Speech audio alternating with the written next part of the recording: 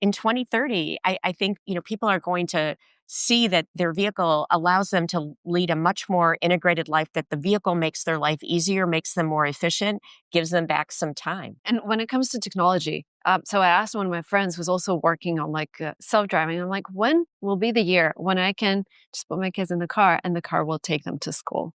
When do you think this is coming? And is it available right now from the technology perspective? Because you said from technology perspective, we can do it now. It's just a regulation. Well, I think right now we do have a patchwork of regulation. We're hoping for one federal regulation because I think that will unlock autonomous technology. I think a lot of it, being a mother myself, although my children are adults now, is looking at, when is the right time to do that. So I think, from a technology perspective, we'll get there. And then it's going to have to be a judgment piece of how old is your child, where are they going, all of that.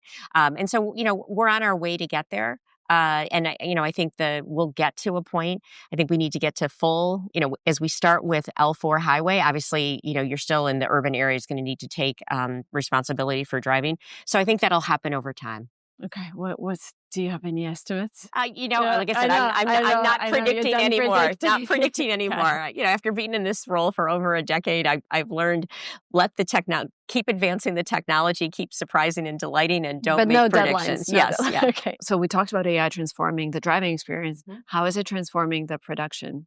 Well, I think we're leveraging, I think it's such an interesting time right now when you look at the power of artificial intelligence, and we're focusing on the main areas in the business of how do we use it to improve manufacturing. Sterling Anderson talked about one of the things that General Motors has that is unique is all of this information and data of how things are manufactured. And I think when you look at that and the power of data to really help advance AI, we're in a unique position to make our manufacturing processes more efficient, serve our operators better. When we think about designing the vehicle, looking at the areas that right now people are doing, how do we make it more efficient and allow our engineers to really focus on optimizing technology, safety. It allows us to do more validation. There's so much from that perspective. And then from how we go to market, imagine leveraging artificial intelligence to really understand the customer better and reach that customer in a more focused way so they get the information they want. There's been so much advancement in that space as well.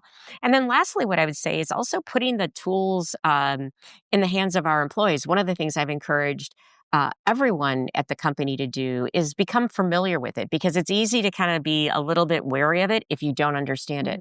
Once you use it, I think it really, and I make sure I'm constantly using it, even in my daily life, unrelated to work, to just see the power of it. Because once you use it for this, and you're like, oh, I can use it for this. It's, one of the things my daughter does that I think is so interesting. She's going to college to get her master's degree, and she'll be like, I'd like a shopping list with, I'm gluten-free, with, I need it to be healthy. I want it to be this level of calories, and I don't want it to have too many different things that I have to buy. So give me the recipes for a week. Yeah.